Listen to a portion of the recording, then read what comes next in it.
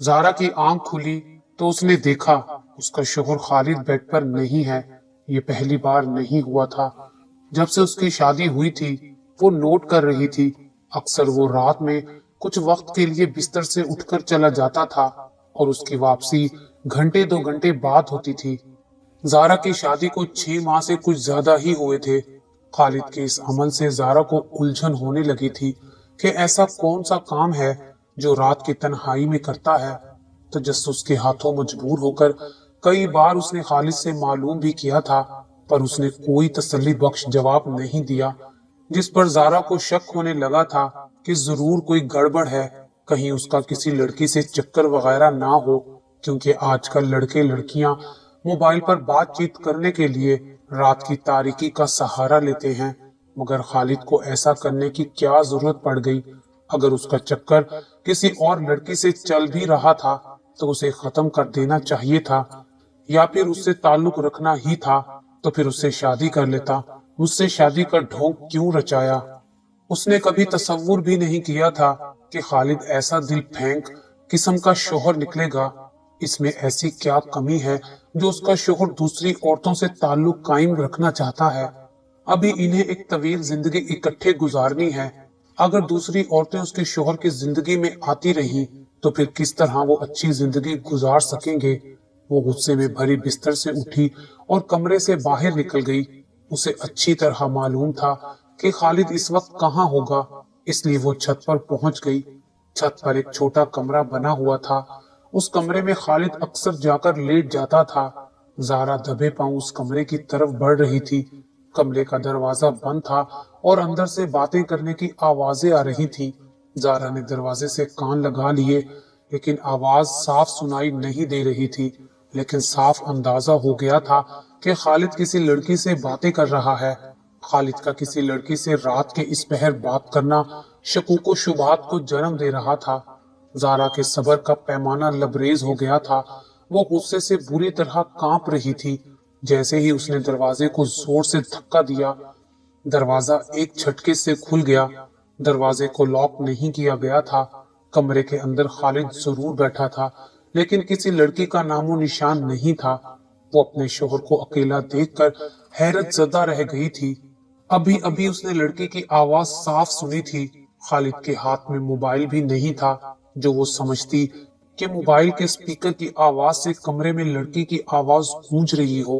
خالد بھی حیرت سے زارا کو دیکھ رہا تھا۔ زارا، کیا بات ہے؟ خیریت تو ہے نا؟ اس نے پوچھا۔ مجھے کمرے سے کسی لڑکی کی بات کرنے کی آواز آ رہی تھی۔ لڑکی کی آواز؟ خالد چونکا۔ لیکن اس کمرے میں میرے علاوہ اور کوئی نہیں ہے۔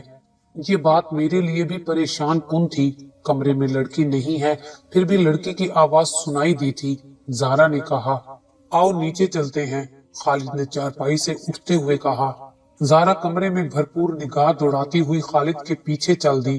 وہ حیران و پریشان تھی کہ آخر کمرے میں لڑکی تھی تو کہاں چلی گئی۔ بستر پر لیٹتے ہوئے بھی اس لڑکی کے متعلق سوچ رہی تھی۔ زارا کہاں گم ہو گئی؟ خالد نے پوچھا۔ کچھ نہیں، میں وہ لڑکی، لگتا ہے تم نے کوئی ڈراؤنا خواب دیکھ لیا ہے۔ ذہن پر زیادہ زور مت ڈالو اور سو جاؤ۔ میں یقین سے کہہ سکتی ہوں کہ وہ لڑکی کی آواز تھی۔ ہاں، ہو سکتا ہے وہ لڑکی کی آواز ہو اور کسی دوسرے گھر سے آ رہی ہو۔ خالد نے کہا، کسی دوسرے گھر سے؟ جیسے میرا دل گرمی سے گھبرایا اور میں اوپر چلا گیا، ایسے ہی کسی کو نیند نہ آ رہی ہو اور اس نے ٹی وی کھول لیا ہو، اور ٹی وی سے مرد اور عورت کی آواز آنا کوئی حیرت کی بات نہیں ہوتی۔ ہاں، ایسا بھی ہو سکتا ہے۔ ابھی وہ خالد سے کچھ اور باتیں کرنا چاہتی تھی، لیکن خالد کے خراٹے کمرے میں گونجنے لگے۔ وہ اس کے سونے کا انتظار کیے بغیر ہی سو گیا تھا۔ خالد کے سو جانے پر زارا کوشش کرنے لگی کہ اسے نیند آ جائے، پر نیند آنے کا نام نہیں لے رہی تھی۔ وہ کروٹیں بدل رہی تھی، پھر نہ جانے کیسے اس کی آنکھ لگ گئی۔ اس کے بیدار ہونے سے پہلے ہی خالد کی آنکھ کھل گئی، اس لیے وہ نہا دھو کر ناشتہ کرنے کو تیار ہو چکا تھا۔ زارا نے جلدی جلدی ناشتہ تیار کرنا شروع کیا۔ رات کا واقعہ ابھی تک اس کے ذہن میں تھا۔ خالد ناشتہ کر کے ڈیوٹی پر چلا گیا۔ دوپہر کا کھانا تیار کر کے جب وہ کچھ دیر کے لیے بیڈ پر لیٹی، اس وقت بھی رات کا واقعہ یاد آ گیا۔ वो रात के वाक्य को जितना भुलाना चाहती थी उतना ही वो याद आ रहा था। फिर ना जाने उसे क्या हुआ, वो बेअख्तियार उठी और छत पर चली गई। उसके कदम कमरे की तरफ बढ़ रहे थे। कमरे के पास पहुंचकर ज़ारा ने एक झटके से दरवाजा खोल दिया। अचानक उसकी नजर एक लड़की पर पड़ी जो बड़े आराम से चारपाई पर लेटी हुई थी। दरवाजा खुलने पर उसने ज़ारा की तरफ देखा। वो लड़की बड़ी ही हसीन थी, नक्शो निगार बहुत अच्छे थे। ऐसी खूबसूरत लड़की ज़ारा ने अपनी जिंदगी में नहीं देखी थी। अभी वो उस लड़की से कुछ पूछना ही चाहती थी कि वो लड़की चारपाई से उठी और तेजी से कमरे से निकल गई और जल्दी जल्दी सीढ़ियां उतरकर नीचे चली गई। उसके बदन में कपकपी सी तारी हो गई और वो बेअख्तियार घबरा कर नीचे को दौड़ी। वो जैसे ही नीचे आई, दरवाजे की कुंडी जोर से बजी। ज़ारा ने लपक कर दरवाजा खोल दिया। खालिद दोपहर का खाना खाने के लिए आया था। वो उसे घबराया हुआ देखकर चौंका। क्या बात है ज़ारा, इतनी घबराई हुई क्यों हो? वो कमरे में लड़की, वो चौंका। हाँ खालिद, मैंने अपनी आंखों से छत वाले कमरे में एक लड़की को चारपाई पर लेटे हुए देखा। फिर वो अचानक उठी और कमरे से बाहर निकली और जल्दी जल्दी सीढ़ियां उतरकर नीचे आ गई, मगर वो नीचे मुझे कहीं नजर नहीं आई। उसकी बात सुनकर खालिद के चेहरे का रंग उड़ गया था। वो चोर निगाहों से ज़ारा को देखने लगा। खालिद, ये क्या चक्कर है? मुझे बताओ। ये सब तुम्हारी वजह से हुआ है। मेरी वजह से? वो चौंकी। हाँ, न तुम उसके बारे में जानने की कोशिश करती और वो ना तुम्हें दिखाई देती। वो कौन है और उससे तुम्हारा क्या ताल्लुक है? तुम ये जानकर क्या करोगी? खालिद, मैं तुम्हारी बीवी हूँ और उसके बारे में जानने का हक रखती हूँ। अभी मैं जल्दी में हूँ, ड्यूटी पर पहुंचना है। इसके बारे में रात को बताऊंगा, खालिद ने कहा।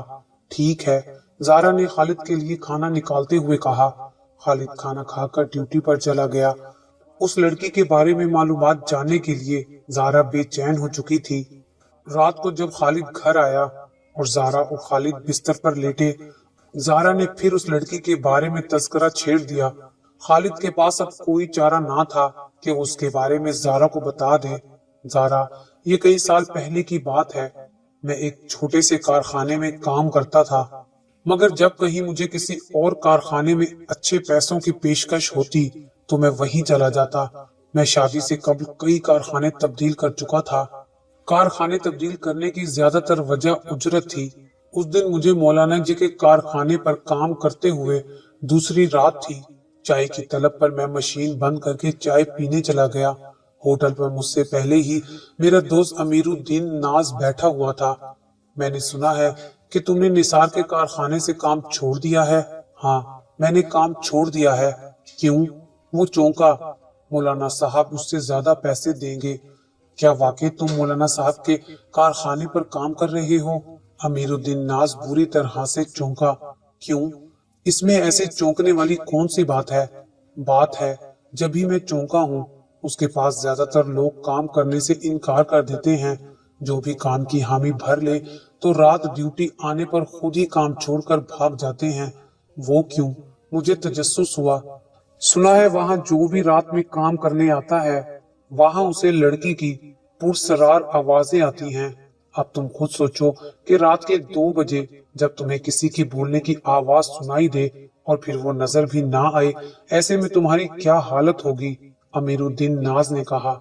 अमीरुद्दीन, मैं ऐसी बातों पर यकीन नहीं करता। ये काम करते हुए कई साल हो चुके हैं। खैर, जो होगा देखा जाएगा, मैंने कहकर लगाते हुए कहा, और मैं फिर से अपने काम पर वापस आ गया। मैं जब मशीनों पर दोबारा आकर खड़ा हुआ, मुझे ऐसा महसूस हुआ कि जैसे कोई मुझसे मुखातिब है और कुछ कह रहा है। मैंने चारों तरफ देखा, वहाँ कोई मौजूद ना था। किसी को ना पाकर मैंने उसे अपना वहम समझा और कपड़े की तरफ ध्यान देने लगा कि मशीन पर कपड़ा सही तैयार हो रहा है या कहीं कोई खराबी तो नहीं है। बेख्याली में मेरी नजर आवाज की सिमत दीवार पर चली गई। अचानक दीवार के साथ मुझे एक खूबसूरत लड़की बैठी हुई दिखाई दी। मैंने अपनी आंखें मसल कर देखा। मुझे अपनी आंखों पर यकीन नहीं आ रहा था। भला इस कारखाने में रात के इस पहर कोई लड़की कैसे आ सकती है? वो लड़की सख्त घबराई हुई थी और आते ही मुझसे लिपट गई। उसका जिस्म बिल्कुल रुई के गाले की तरह महसूस हो रहा था। मैं सख्त बौखला गया। अभी उसे अपने सीने से अलग करने का सोच ही रहा था कि एक नौजवान सामने से भागता हुआ आया और उसने आते ही उस लड़की का गला दबा दिया। वो जोर से चीखी और तड़प तड़प कर नीचे गिर गई। मैं हैरान और परेशान ये मंजर देख रहा था और वो लड़का जैसे आया था वैसे ही वापस चला गया। मुझे हैरत इस पर ज्यादा हुई कि लड़की ने मेरे हाथों में दम दिया था, लेकिन वो दोनों वहां से ऐसे गायब हुए कि जैसे वहां कुछ हुआ ही नहीं था। मुझ पर कपकपी सी तारी हो गई और बेअख्तियार मैंने मशीन बंद की और कारखाने को ताला लगाकर घर चला आया। अमीरुद्दीन नाज की बात सच साबित हो गई थी। वाकई कारखाने में कोई था, तभी लोग रात में काम करने से डरते हैं। हालांकि इस इलाके में मौलाना साहब सबसे ज्यादा उजरत देने में मशहूर था, फिर भी लोग उसके पास काम करने से कतराते थे। रात को मैं काम करने से माजूरी जाहिर करते हुए चाबी देने मौलाना साहब के पास चला गया तो वो मुझे देखकर मुस्कुराया। बस डर गए। अरे भाई, ऐसा कुछ नहीं है, बस लोग मुझसे जेलस होते हैं। वो नहीं चाहते कि मैं तरक्की करूं, इसीलिए ऐसी बातें फैलाई हुई हैं। रात के वक्त काम करने वालों को लोगों की बातें सच महसूस होती हैं, इसलिए किसी को कुछ और किसी को कुछ नजर आता है। वहां कोई भी नहीं है। अगर वहां कोई होता तो वो सबसे पहले मुझे नुकसान पहुंचाता। देख लो, मुझे आज तक कोई नुकसान नहीं पहुंचा है, लेकिन रात मुझे वहां एक लड़की और लड़का नजर आए हैं। मैंने कहा, अगर वहां कोई ऐसी वैसी मखलूक होती तो वो तुम्हें जरूर नुकसान पहुंचाती।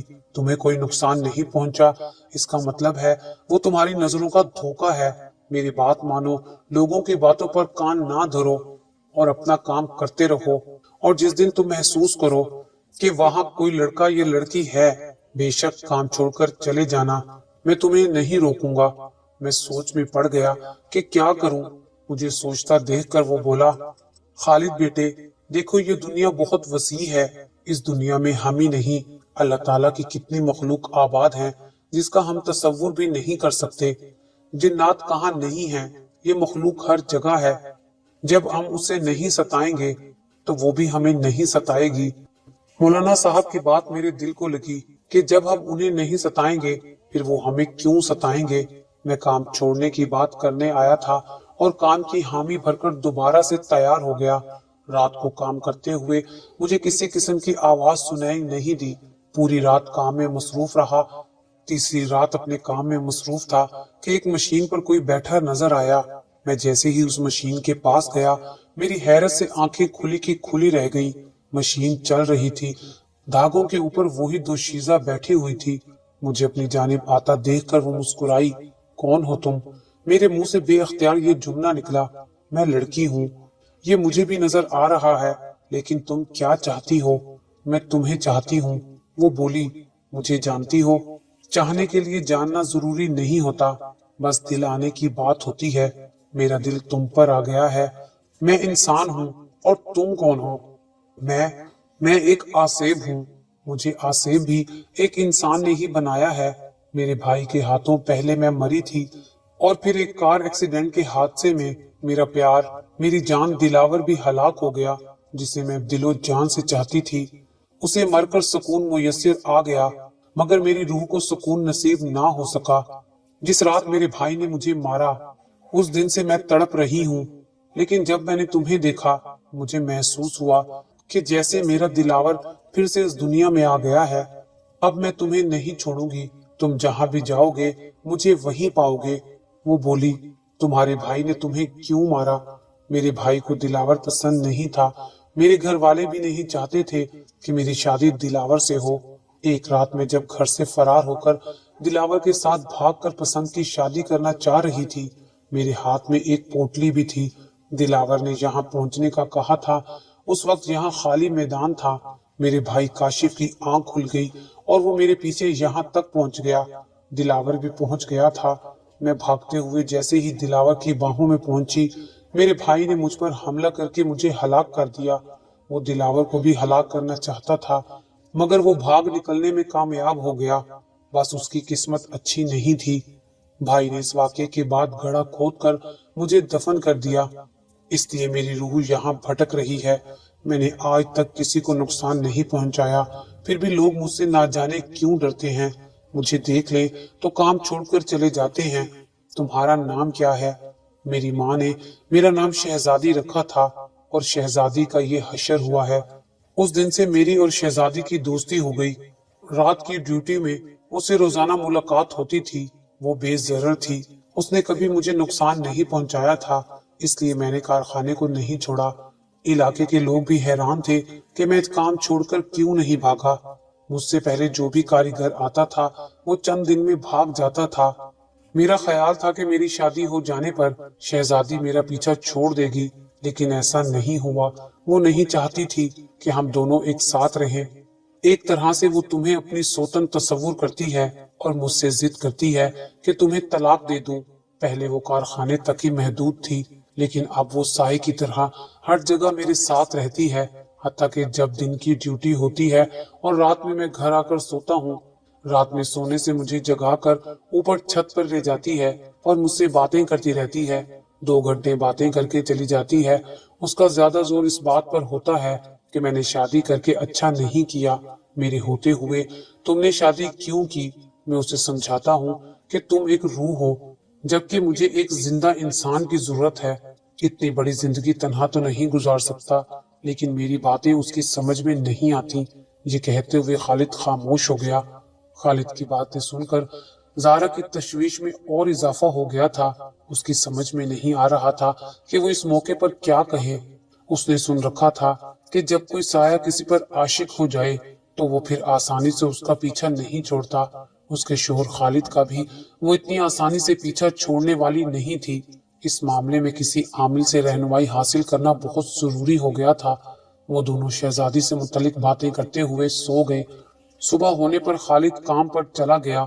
ज़ारा घर में अकेली थी। वो घर का काम करके आराम की नीयत से जैसे ही चारपाई पर लेटी, अचानक वो लड़की कमरे में आ गई और उसे देखकर ज़ारा घबरा गई। तुम क्या मंसूबे तैयार कर रही हो? मुझे सब खबर है, लेकिन इतना सोच ले कि खालिद अगर मेरा ना हो सका तो तेरा भी नहीं रहेगा। तूने अगर उससे मेरा पीछा छुड़वाने के लिए किसी आमिल से रजू किया, मैं उसी दिन खालिद का खात्मा कर दूंगी। तुझे बेवा होने का शौक है तो फिर भले किसी भी आमिल से रजू कर लेना। ज़ारा अभी उससे कुछ कहना ही चाहती थी कि वो लड़की गायब हो गई। जाते जाते वो ऐसी धमकी दे गई थी कि अब उसे एक अनजाना सा खौफ आने लगा था। उसकी समझ में नहीं आ रहा था कि वो क्या करे। उस लड़की से छुटकारा पाने के लिए किसी आमिल से रजू करना जरूरी था। ऐसे में वो लड़की अपनी कही हुई बात पर अमल भी कर सकती थी और वो खालिद को किसी भी सूरत में खोना नहीं चाहती थी। अपनी सोचों में न जाने कब उसे नींद आ गई। आंख उस वक्त खुली जब दरवाजे पर दस्तक हुई। दरवाजा खोलने पर उसके सामने खालिद खड़ा था। कब से मैं दरवाजा बजा रहा हूँ, वो बोला। मुझे नींद आ गई थी, ज़ारा ने बताया। खाने के लिए कुछ तैयार भी किया है? हाँ, दोपहर के लिए खाना तैयार करके ही सोई थी। खालिद के लिए उसने खाना निकाल कर रख दिया। खाना खाते हुए खालिद ने महसूस किया कि ज़ारा चुप चुप सी है। क्या बात है, आज बहुत खामोश तबीयत हो। तबीयत ठीक है ना? मेरी तबीयत को क्या होना है, बिल्कुल ठीक हूँ। उस लड़की ने मुझसे कहा है कि किसी आमिल से रजू करने पर वो तुम्हें नुकसान पहुंचा सकती है। बस इस बारे में सोच रही हूँ। हाँ, मुझे इस बात का एहसास है। जब वो मुझे कह सकती है तो फिर तुम्हें भी कह सकती है। क्या उसने ये बात तुम्हें भी कही है? ज़ारा ने पूछा। हाँ, मुझे तुमसे पहले कह चुकी है। खालिद ने इस बात में गर्दन हिलाई। फिर तुमने क्या सोचा है? फिलहाल मैं कोई इंतहाई अहम कदम उठाना नहीं चाहता। बस कुछ वक्त गुजरने दो, फिर देखते हैं। मैं समझी नहीं, ज़ारा ने कहा। हमारे लिए ये मुनासिब नहीं कि फौरी कदम उठाकर कोई मुसीबत गले मोल लें, इसलिए कुछ इंतजार करो। हो सकता है कि आने वाला वक्त हमारे लिए बेहतर हो और हम इस पोजीशन में आ जाएं कि खुद ब खुद इस लड़की से छुटकारा मिल जाए। ऐसी खबीस औरत से खुद ब खुद कहाँ छुटकारा मिल सकता है? हमारे कुछ किए बगैर उससे छुटकारा मुमकिन नहीं। हमें बहुत सोच समझ कर एक एक कदम उठाना होगा। इसलिए इस मामले को फिलहाल हालात पर छोड़ दो। अल्लाह ताला जो करेगा वो बहुत अच्छा होगा, खालिद ने कहा। वो खाना खाकर चला गया, मगर ज़ारा सोचती रह गई कि उसका शोहर उस रूह से जल्दी जान क्यों छुड़वाना नहीं चाहता। इस रूह से जान छुड़वाने के लिए जल्द या देर से इंतहाई कदम उठाना ही पड़ेगा। चंद दिन खैरियत से गुजर गए। लड़की की रूह ने इन दोनों को परेशान नहीं किया। फिर एक दिन जब खालिद घर आया, उसके चेहरे पर हवाइयां उड़ी हुई थी। क्या बात है, तुम आज बहुत परेशान हो, जारा ने कहा। हाँ, वाकई परेशानी की बात है। उस लड़की ने कहा है कि अगर मैंने तुम्हें एक हफ्ते के अंदर अंदर तलाक नहीं दी तो वो मुझे नुकसान पहुंचा सकती है। क्या? जारा की आंखें हैरत से फटी की फटी रह गईं। बहुत ही जिद्दी लड़की है। जब भी वो अपने भाई के हाथों हलाक हुई थी, फिर तुमने क्या सोचा है? सोचना क्या है, जब से उसने कहा है मेरा दिमाग काम ही नहीं कर रहा, सोच सोच कर दिमाग फटा जा रहा है। खालिद ने कहा। फिर अब क्या होगा? तुम हौसला रखो, अल्लाह ताला जो करेगा वो हमारे हक में होगा, खालिद ने कहा। वो इंतहाई कदम उठाना चाह रहा था, मगर अब पानी सर से गुजर चुका था। उसे जो करना था फौरी करना था। एक दिन वो एक मशहूर आमिल निसार अहमद के पास जाने के लिए घर से निकला। वो भी आमिल निसार के आस्थाने से कुछ दूर था कि एक मोटरसाइकिल सवार ने उसे जोरदार टक्कर मार दी। वो दूर जा गिरा। अभी वो संभला भी ना था कि मोटरसाइकिल वाला तेजी से फरार हो गया। ये इत्तफाक ही था कि वहां खालिद का दोस्त इजाज हुसैन मौजूद था। उसका दोस्त खालिद को अपनी मोटरसाइकिल पर सिविल अस्पताल ले गया। खालिद को ज्यादा शदीद चोटें नहीं आई थी, फिर भी उसे घर में 10 से 15 दिन आराम करना जरूरी हो गया था।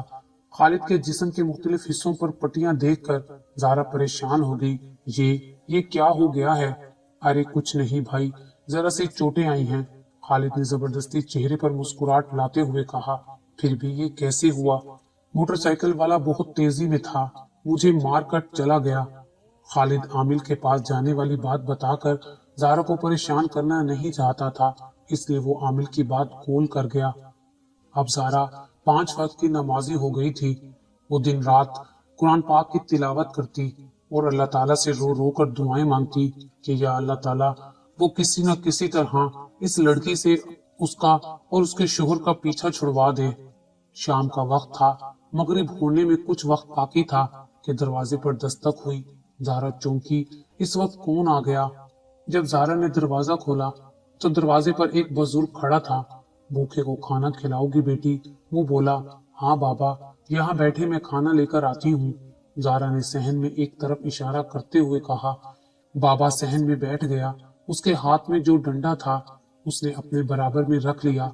जारा ने खाना निकालकर बाबा के आगे रख दिया।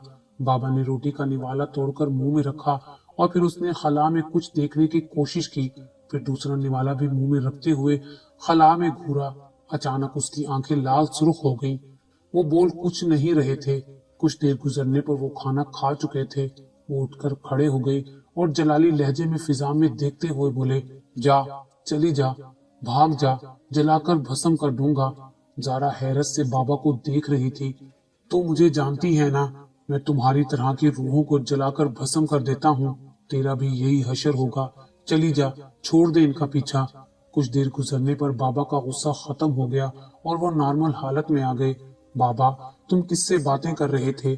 सारा ने पूछा। इस खबीस रूह से बातें कर रहा था जो तुम्हें नुकसान पहुंचाने के दर पे है। ये इत्तफाक है कि मैं इस तरफ निकल आया। इस घर में दाखिल होते ही इससे सामना हो गया। ये खबीस इससे कबल भी कई लोगों को परेशान कर चुकी है और मैंने उन्हें इससे छुटकारा दिलाया था। अब इस खबीस रूह ने इस घर में डेरे डाल लिए हैं। ये तुम दोनों को नुकसान पहुंचाना चाहती है, लेकिन मेरे होते हुए अब ये तुम्हारा बाल बीगा भी नहीं कर सकती।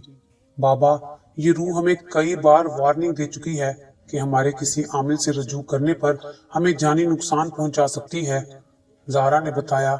खबीस रूह नुकसान पहुंचाने के अलावा कर भी क्या सकती है?